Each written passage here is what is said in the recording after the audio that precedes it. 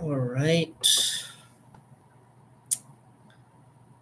It's gonna have my Instagram on one side and have the YouTube on this side. Wait until everyone joins. Gonna give a couple minutes here, guys. Thanks for joining us. Uh Jack. Hi Jack, long time I don't see, buddy. Um yeah,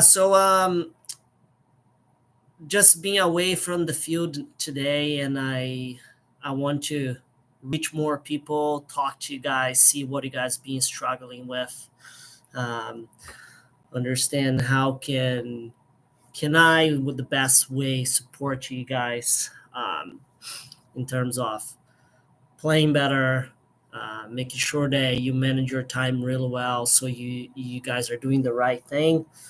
Um, in terms of your fitness, taking care of your own body when you're training, training the right way, and understanding why it's so important to do certain trainings.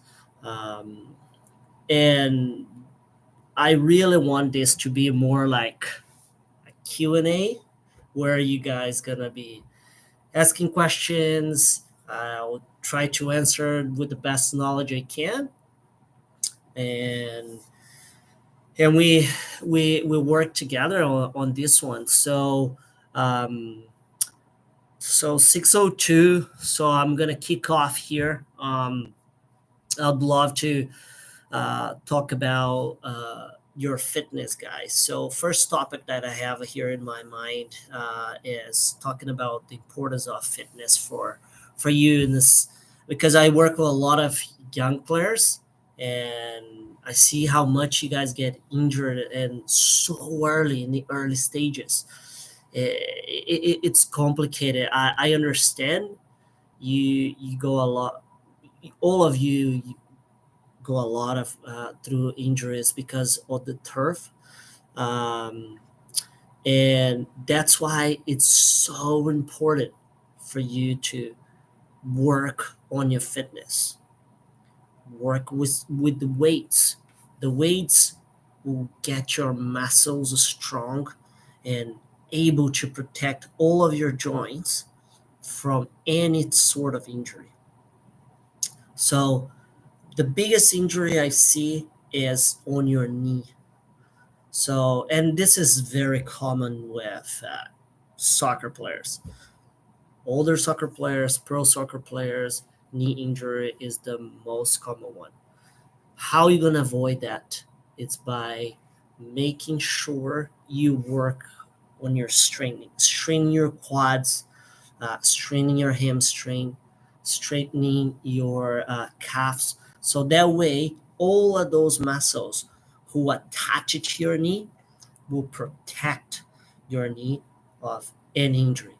You change directions a lot.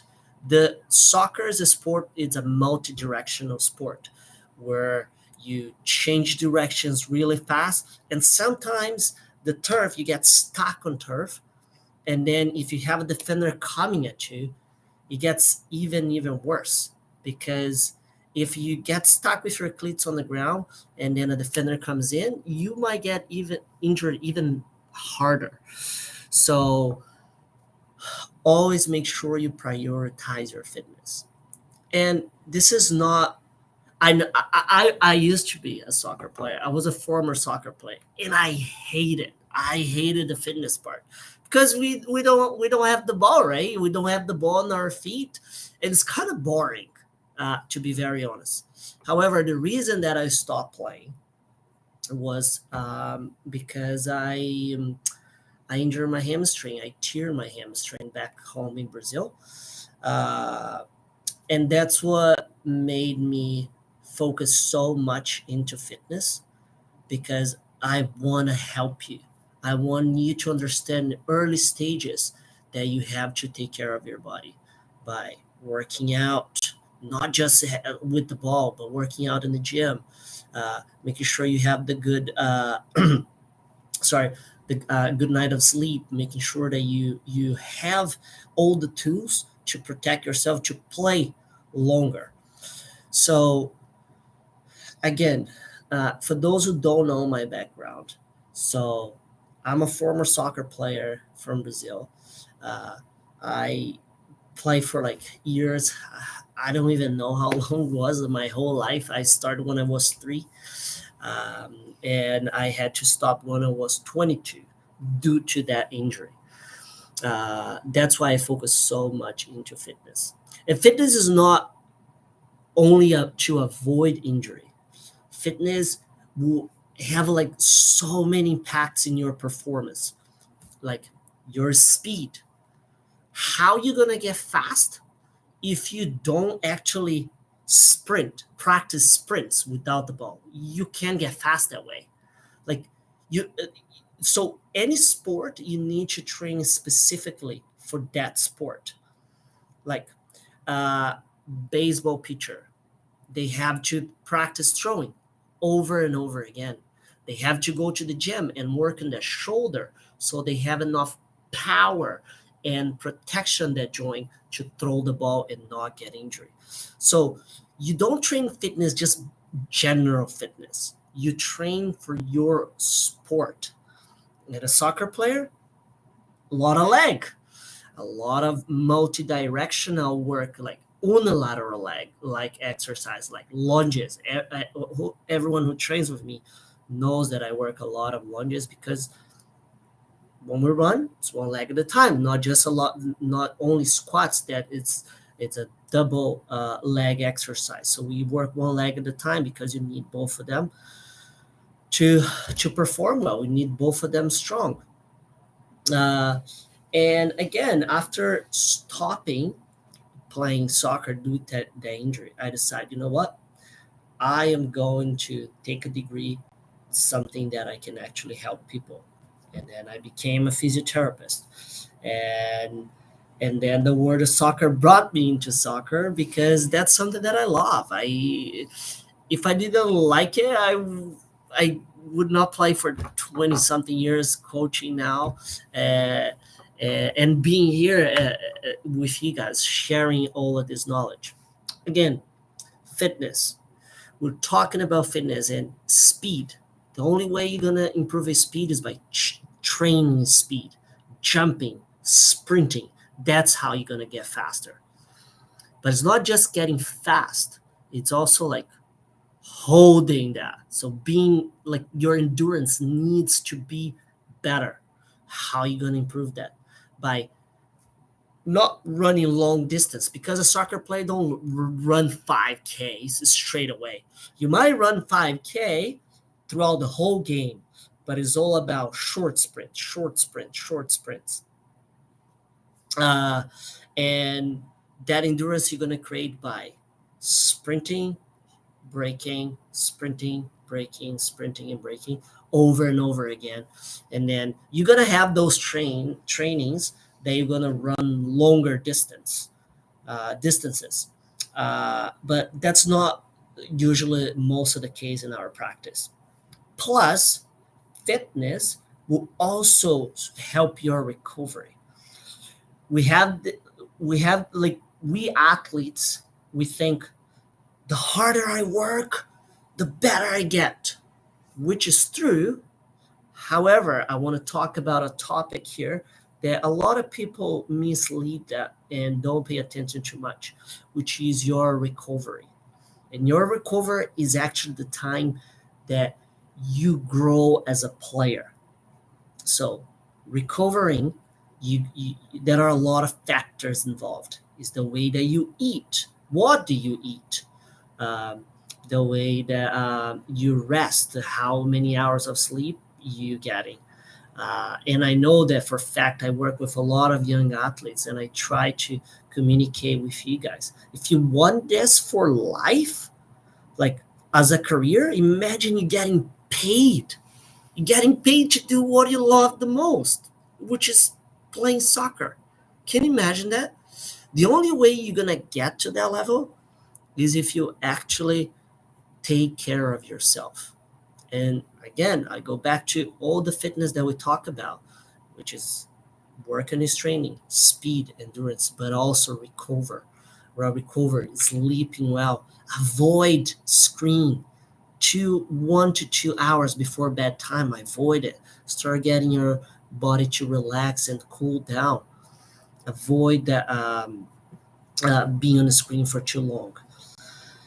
And the fitness will prevent all those injuries. It's a combination of a lot of factors. That's what like a lot of you don't understand. Being an athlete is not easy. It's 1 out of 1,000, or maybe 10,000 can make it 1 out of 1,000,000. We probably won't see a next Ronaldo or a Messi soon. Lamine Lamal, for example, he's playing amazing. He might be the next future star coming up. But if you watch his 3 years ago, he was so skinny. So what took him to the next level was actually his fitness. He got so strong, so fast, and his explosion is incredible. He's a hell of a player. But now what we want to see is that consistency, right? That Ronaldo and Messi they have for a lot of years. Let's see if he can keep up with that. And all of this, again, I reinforce, it's your fitness. That's what it's going to get you to the next level and prevent you from those injuries. Because a lot of you go to growing pains now. Sometimes you feel pain that you never felt before. Or parents, your child might feel pain that you never heard before. So, and this is normal. That's why fitness is so important to protect the growth of the bone and the muscles together. And with all of that growth, you need to protect your joints by training, work on your fitness, recovering, resting, and working properly in soccer. Not again, as I said, not running 5K, sprinting, stopping, sport specifically. Hi, Liv. How are you? Good to see you here. Um, okay, I think I talked a lot about fitness now. So let me see if I miss anything that I have planned. No, again, if you have any question, please just pop in the chat. I'm happy to answer those as we go. This is a session for you guys. Like if you have any question, that's the time to ask. I know I can have one-on-one with all of you, but I'm doing this because I want to help you. I want to answer all of your questions. Now we're gonna go to the second topic. We talked about 15 minutes about your fitness, how important they are. I hope I got into your mind. Now I want to tell you how you're gonna improve your game. And lastly, we're gonna talk how you're gonna overcome that pressure that comes from parents, teammates, coaches, or even harder from yourself, that you feel that pressure that you have to perform all the time at your 100%. And sometimes, most of the time, you won't be able to do that. So again, we're going to talk all about this. But how are you going to improve your game? So skill development. So what we focus so much back home in Brazil, now we're start doing that in Canada, where I work. Poco Soccer, by the way. Uh, it's on the ball mastery, the technical skills, the foundation of the sport. I get it. In Canada, we have so many sports: lacrosse, baseball, basketball, soccer, volleyball, basketball. That is a lot to compete. And personally, as a kinesiologist, physiotherapist, I encourage all the players to try all the sports until they reach the age of 14. 13, 14, you're going to decide which sport you do best, and then you focus uh, on that sport. So, dribbling. Try as the only way you're going to improve your dribbling is Dribbling, simple as that. So you have to touch the ball. How it's exactly what we talk about speed. How are you going to be faster if you don't sprint? It's exactly the same when we talk about dribbling. How are you going to improve your dribbling if you don't have that connection with the ball? If you don't feel the ball, play bare feet, touch the ball 1,000 times against the wall to get your first touch properly done. To be accurate on your receiving, be accurate on your passing, and control how much power you put into it.